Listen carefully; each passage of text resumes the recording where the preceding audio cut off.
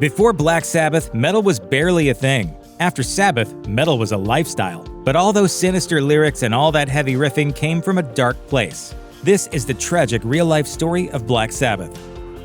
Original and current Black Sabbath frontman John Michael Ozzy Osbourne is known as much today for his unintelligibility, drug-addled debauchery, and backbiting as he is for his asteroid strike impact on popular music. You can do it, Ozzy! Bite his freaking head off! No! But the megastar did not have the easiest upbringing. He once told London's Daily Mirror, "Everything when you were a kid affects you in later life. If you build a wall with rocky foundations, you are going to have a pretty unstable wall when it's finished." Not only was he born to a severely impoverished family in Birmingham, England, but he struggled in school due to dyslexia, according to CNN, and was routinely bullied and abused by neighborhood kids. Without a friend to properly confide in, Ozzy turned to a life of petty crime and even attempted suicide to ease his pain. According to Sue Crawford in her biography, Ozzy Unauthorized. Fortunately, he has since gotten professional help to deal with the trauma. To this day, he attributes much of his ongoing struggles to the events of his childhood. If you or someone you know is having suicidal thoughts, please call the National Suicide Prevention Lifeline at 1-800-273-TALK, 1-800-273-8255.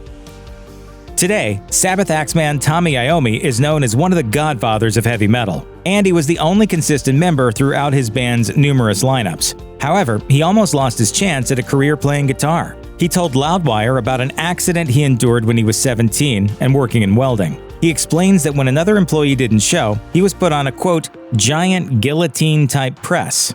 He told Loudwire, "I don't know what happened. I must have pushed my hand in, and of course, bang, it came down.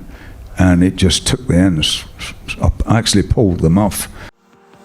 Doctors told Iommi to forget about guitar, but fortunately, he ignored them. Today, he wears convincing prosthetics, but he started by making his own using random household materials, eventually settling on leather from an old coat. It worked, but the pain forced him to tune down his guitar strings, adding a distinctive heaviness to Sabbath's sound.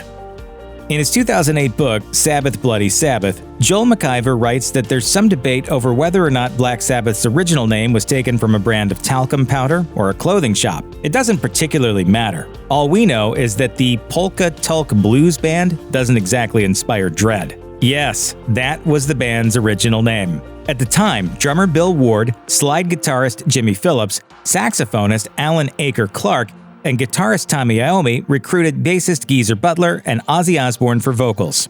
Interestingly, Guitar World reports that Iommi, who knew and disliked Ozzy from school, was initially opposed to his inclusion. However, unconvinced of Phillips and Clark's dedication to the project, the group disbanded and then quietly reformed as a four-piece called Earth. Although Iommi briefly left to unsuccessfully play with Jethro Tull, he quickly returned and the band soldiered on. One night, after seeing a 1963 film called Black Sabbath, Butler had a nightmare that ultimately inspired a song of the same name. He later told Rolling Stone, "I woke up in a dream world and there was this black thing staring at me. It just lasted a second, but it freaked me out." Not only did the group then rename itself after the same song, but the scary lyrics and sinister sound pushed them permanently in a heavier, darker direction. Black Sabbath's self-titled debut album was released on February 3, 1970 in the UK and June 1st of the same year in the States. It's now considered the first true heavy metal record, but at the time, critics didn't know what to do with it. How could they? People had heard hard riffs and questionable lyrics before, from The Who, Led Zeppelin, Steppenwolf, and even some Beatles songs. But the dark heaviness featured on Black Sabbath was in a league of its own. There was no precedent for it at all. For Rolling Stone, critic Lester Bangs wrote in September of that year, quote, "Just like Cream, but worse." Bangs continued to rant against the LP, writing that it has inane lyrics that sound like Vanilla Fudge playing doggerel tribute to Aleister Crowley. The album has nothing to do with spiritualism, the occult, or anything much except stiff recitations of Cream cliches. Still, the people loved it. Black Sabbath peaked at number 6 in the UK and number 23 in the US, where it was later certified platinum. Debauchery is almost as integral to heavy metal as guitars and drums. Black Sabbath, who finally exploded onto the mainstream circuit with September 1970's landmark Paranoid, was no different. As timeless metal classics like War Pigs, Iron Man, and the title track ruled the radio, the band was blowing more money on, well, blow, than they had on the record itself. We took LSD, we took cocaine, we took vast amounts of marijuana. It was fun at the time. Live for Live Music reports that while the group had a $60,000 budget to record the album, they had a $75,000 budget for cocaine.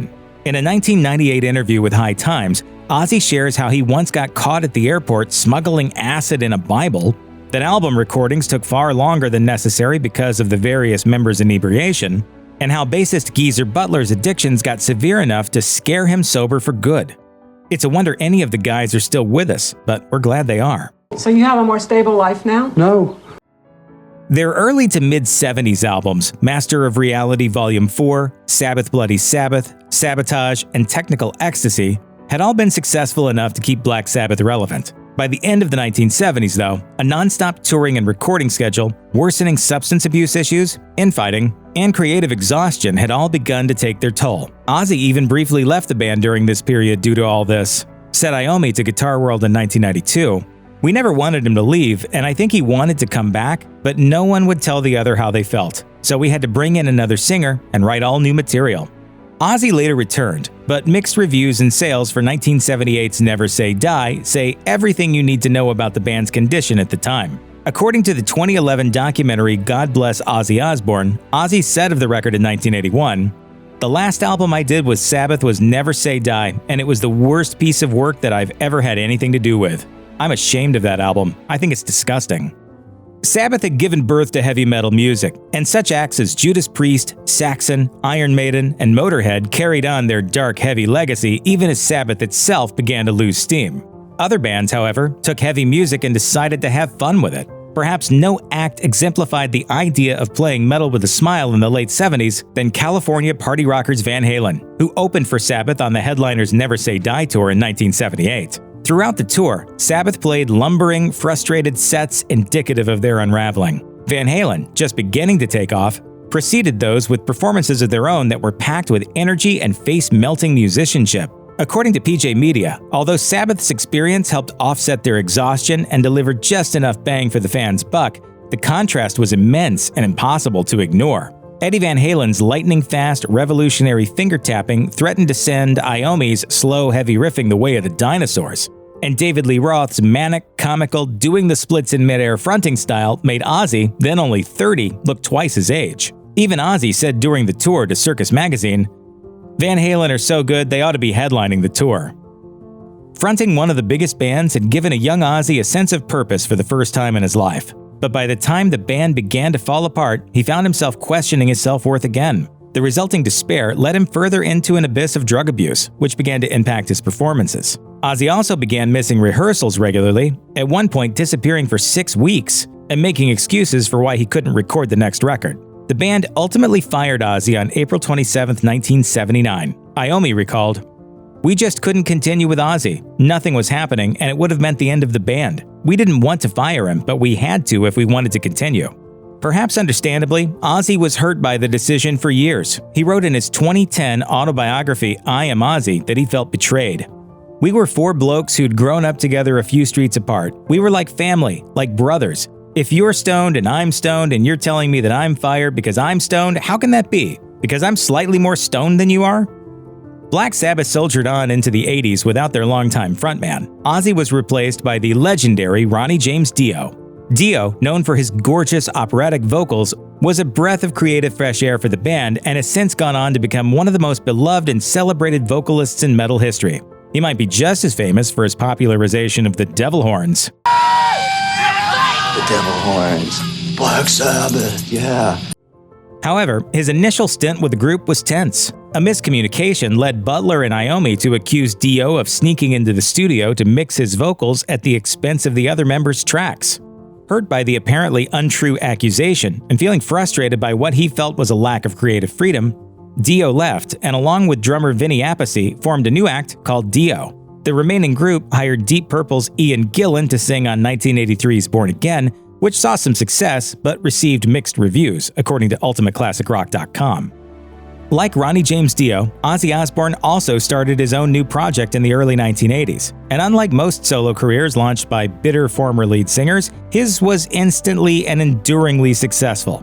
His first two records, Blizzard of Oz and Diary of a Madman, were packed with hit singles like Crazy Train, Mr. Crowley, Flying High Again, and Over the Mountain.